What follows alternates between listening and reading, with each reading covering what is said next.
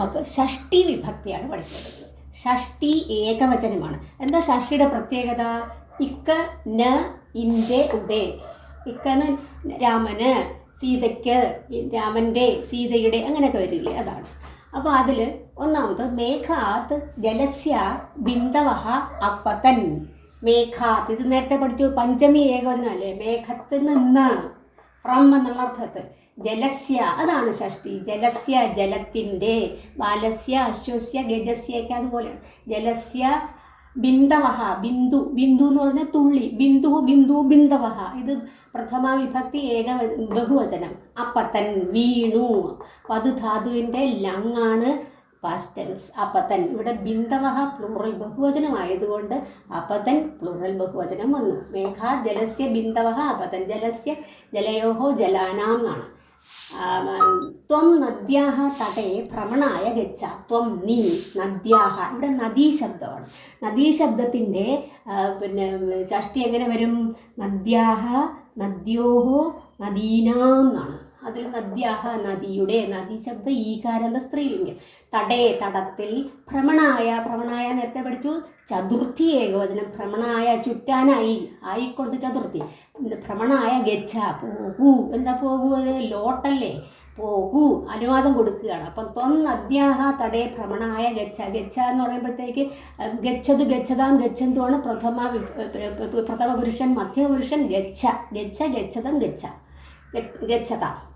നീ നദിയുടെ തടത്തിൽ ചുറ്റാനായി പോകൂ എന്ന് പറയാണ്. തത് സംസ്കൃത ഭാഷായാഹ പുസ്തകമസ്തി. തത്, അത്. സംസ്കൃത ഭാഷായാഹ, ഭാഷ എന്നുള്ളത് സ്ത്രീലിംഗമാണ്, ബാലിക പോലെ. ഭാഷയുടെ, അപ്പം ബാക്കി ഭാഷായാഹ ഷഷ്ടി ഏകവചനമാണ്. അപ്പം ഭാഷ, ഭാഷയോഹോ, ഭാഷാണാം. സംസ്കൃത ഭാഷായാഹ, സംസ്കൃത ഭാഷയുടെ. പുസ്തകമസ്തി, പുസ്തകം പ്ലസ് അസ്തി, പുസ്തകമസ്തി, പുസ്തകം ആകുന്നു. അത് സംസ്കൃത ഭാഷയുടെ പുസ്തകമാകുന്നു. ഉടേ വന്നില്ലേ ഇവിടെ. തവ പ്രാത കാനി പുസ്തകാനി അപട. തവ, നിന്റെ.